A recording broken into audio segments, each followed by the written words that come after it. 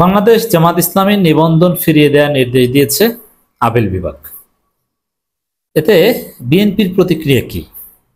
বিএনপির প্রতিক্রিয়া পাওয়া গেছে, বিএনপি খুশি। যখন জামাত ইসলামীকে নিষিদ্ধ করেছিল হাসিনা, তখন কিন্তু বিএনপি কড়া প্রতিক্রিয়া জানিয়েছিল, প্রতিবাদ জানিয়েছিল, জামাত ইসলামীর পক্ষে ফরমাল স্টেটমেন্ট দিয়েছিল। তো দর্শক, এবার জামাত ইসলামীর নিবন্ধন ফিরিয়ে দেওয়া হয়েছে। যখন জামাতের নিবন্ধন ছিল না, তখন কিন্তু জামাতের পক্ষে নানানভাবে বিএনপি দাঁড়িয়েছিল এবং অনিবন্ধিত দল হিসেবে জামাত ইসলামীকে কিভাবে নির্বাচন রাজনীতি বা এগুলোতে কাজে লাগানো যায় তাতে বিএনপি পাশে দাঁড়িয়েছিল। এমনকি ধানের শীষ প্রতীকে জামাত ইসলামী নির্বাচন করেছিল। সেটা এখন ইতিহাস, কারণ সেই জামাত এখন বিএনপির প্রতিপক্ষ। যেই জামাত বিএনপি একসাথে চলেছে, যে জামাতের পক্ষে খালেদা জিয়া জিয়াউর রহমান বলেছে, যে জামাতকে সাথে নিয়ে একসাথে আন্দোলন করেছে, একসাথে জেল খেটেছে, একসাথে হত্যাকাণ্ডের শিকার হয়েছে, একসাথে ফাঁসির দড়িতে ঝুলেছে আলী হাসান মুজাহিদ এবং সালাউদ্দিন কাদের চৌধুরী, সেই জামাত এখন বিএনপির কাছে মৌলবাদী, সেই জামাত এখন স্বাধীনতা বিরোধী। তো সেই জামাত ইসলামী এখন নিবন্ধন ফিরে পেয়েছে, এটা তো তারা ভালোভাবে নেওয়ার কথা না। কারণ জামাতের কোনো বিজয় বিএনপি এখন টলারেট করতে পারবে না। যেমন এটিএম আজহারুল ইসলাম মুক্তি পেয়েছে, বিএনপি এতে খুশি না। খুশি না কিভাবে? আমি প্রমাণ দেখিয়েছি যে সরাসরি তো আর বলতে পারে না, কিন্তু বামরা যারা বিরোধিতা করছে তাদের ল্যাজ ধরে চলছে। তাদের ল্যাজ ধরার মাধ্যমে বিএনপি প্রমাণ করে দিয়েছে যে তারা এটিএম আজহারুল ইসলামের মুক্তিতে খুশি নয়। এখন নিবন্ধন ফিরে পাওয়ায় তারা খুশি, এটা আনুষ্ঠানিকভাবে বলছে। কিন্তু আমি দায়িত্ব নিয়ে জেনে শুনে বলছি, জামাত যাতে দাঁড়িপাল্লা প্রতীক না পায়, নিবন্ধন ফিরে পেয়েছে, দ্যাটস গুড, কিন্তু দাঁড়িপাল্লা প্রতীক যাতে না পায় বিএনপি এটা চায়। যেহেতু নির্বাচন কমিশন বিএনপির বা বিএনপির লোকজনে ভরপুর, নির্বাচন কমিশনের আইনজীবী থেকে শুরু করে বিভিন্ন জায়গায় বিভিন্ন টেকনিক্যাল কমিটিতে বিএনপির লোকজন, এমনকি ইসি যে কয়জন আছে লিস্টেড, এটা সবাই একদম বিএনপির পকেট। বিএনপি এই জায়গা থেকে চেষ্টা করছে যে দাঁড়িপাল্লা যাতে না পায়, কারণ দাঁড়িপাল্লাকে বিএনপি ভয় পায়। দাঁড়িপাল্লা এদেশে ইনসাফের প্রতীক। দাঁড়িপাল্লার ইতিহাস 85 বছরের ইতিহাস। একটা জনগোষ্ঠী আছে যারা চোখ বুঝে দাঁড়িপাল্লাকে ভোট দিবে, তাতে দাঁড়িপাল্লার ধারক কলাগাছ হলো।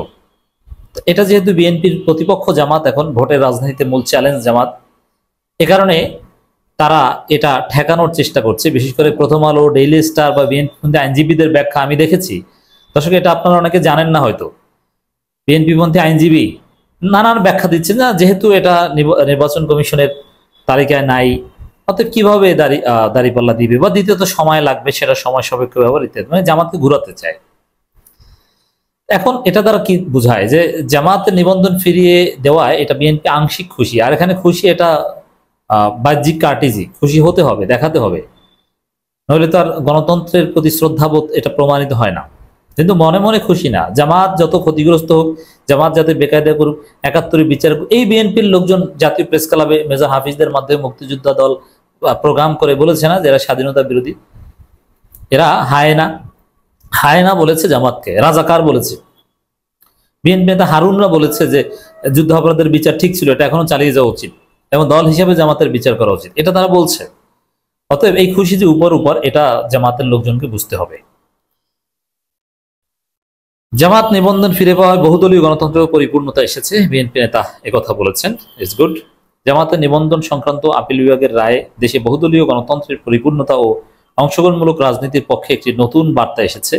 রায়কে ইতিবাচক দৃষ্টিভঙ্গিতে দেখছেন বিএনপি নেতারা। যাই হোক, বিএনপি কিছুটা হলেও খুশি, এটা আপনাদেরকে জানালাম। কারণ এইটা নিয়ে কিন্তু আলোচনা নাই যে রায়কে, এই জামাতের নিবন্ধন ফিরিয়ে দেওয়ায় বিএনপি বা অন্য দলগুলো কিভাবে দেখছে বিষয়টা। এখন আওয়ামী লীগ বা তাদের কথা ভিন্ন, তারা তো নিষিদ্ধ, তারা তো বাংলাদেশে আর কখনো ফিরে আসবে না। আওয়ামী লীগ এখন বিএনপি করছে, কিন্তু আওয়ামী লীগ হিসাবে তারা ফিরে আসতে পারবে না।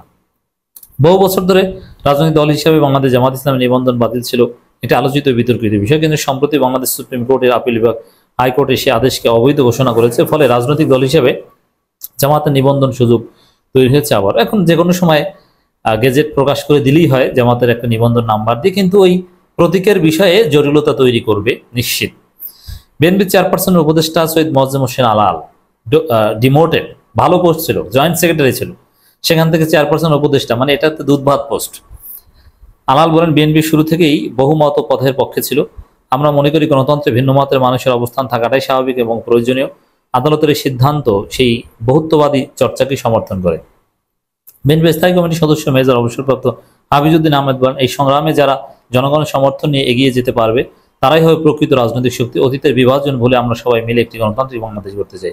দর্শক, এখানে একটা বিষয় স্পষ্ট যে জামাতের নিবন্ধন ফিরে পাওয়া বা প্রতীক নিয়ে যে এখনো যে জটিলতা আছে,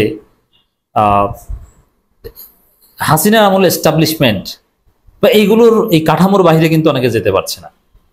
এটা হচ্ছে সবচেয়ে বড় বিষয়, যে এটা তো হাসিনা আমলের, অতএব এটা এমনিই বাদ, এভাবে স্পষ্টবাদী কেউ হতে পারছে না। হাসিনা আমলে অনেক কিছুই বিএনপি এখনো চায় বা সেটা সমর্থন করছে, তাদের ভাষা থেকে বোঝা যায়। মানে এস্টাবলিশমেন্টের বিরুদ্ধে বিএনপি দাঁড়াতে পারছে না। মানে আমাদের কথা তো স্পষ্ট, এগুলো তো হাসিনার আমল, ওগুলো তো এমনিতেই বাদ। আর আমার বক্তব্য হচ্ছে যে নিবন্ধন সিস্টেম উঠিয়ে দেওয়া দরকার। এটাই একটা অগণতান্ত্রিক সিস্টেম। নিবন্ধন সিস্টেম বাংলাদেশে ছিল না এবং পৃথিবীর অধিকাংশ গণতান্ত্রিক দেশে এইভাবে জটিলতা নেই। রাজনীতি করবে, রাজনৈতিক দল নির্বাচন করবে, সোজা হিসাব। আবার কিসের নিবন্ধন? মানে এগুলো হচ্ছে গণতন্ত্রকে সংকুচিত করার একটা পদ্ধতি।